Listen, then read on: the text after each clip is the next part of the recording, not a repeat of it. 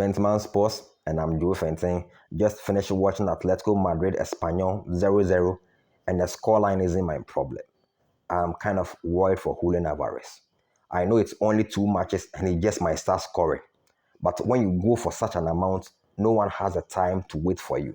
They expect you to hit the ground running.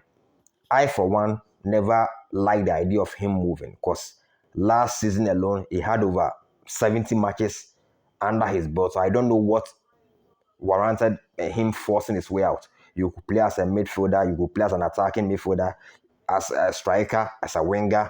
So you always have a place in Man City.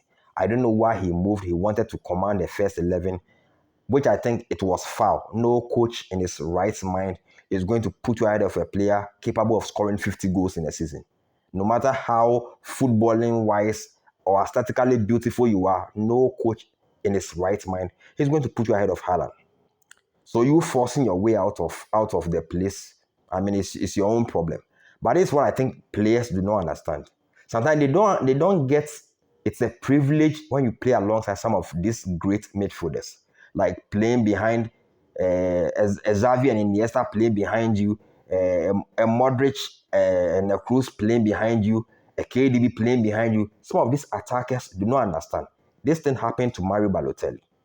Okay, he was having a good time at Man City, started fooling around, thought he was the most important person. He forgot himself that he was scoring because he had David Silva and other great midfielders behind him. So he got hyped and he moved from Man City and he wasn't the same again. We saw that with Iniacho, come from the bench, put in 2 goals, 3 goals, and he started like he thought he deserved a starting 11, forgetting the players behind him made the job easier for him as a striker, moved to Leicester. His life has never been the same again. Listen, I can do this the whole night. I could give you names upon names.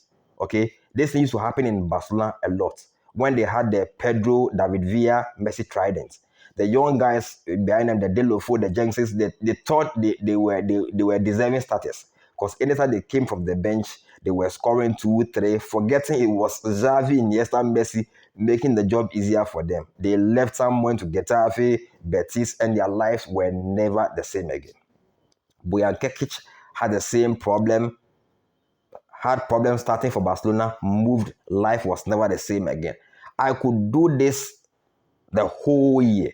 The prime Chelsea had problems when the Drogbas were sub and they came from the bench. Players thought they were scoring enough. They deserved a starting 11. They moved. Then they forgot it was Frank Lampard behind them, making the job easy. So if you are a number 9, you are supposed to have this behind your head. The more you score, you are supposed to be giving praises to your number 8 and your number 10s. They are making the job easier for you. You are not scoring that much because you are that good. Yes, there are rare occasions where the number 9s are super good, regardless of who is behind them. Okay, you have Haaland who has been doing this from his own hometown there through Germany. Yes, he can do it anyway, anyhow. A few of them with the ability to do it without these great midfielders behind them. But generally, if you're number 9 and you are scoring a lot of goals, you should never forget it is the midfielders behind you. And another example, a big example was Karim Benzema. Scoring, and everyone thought he went to Saudi Arabia and he was going to make a fan of the league just for him to get there and realize it wasn't Toni Kroos and Luka Modric behind you. The passes are not going to come the way you expect them. And he's not even happy. So I don't know, sometimes the players forget themselves and they get themselves into this problem. So listen, I don't wish that for Julian Alvarez, but 2 matches you've drawn blank.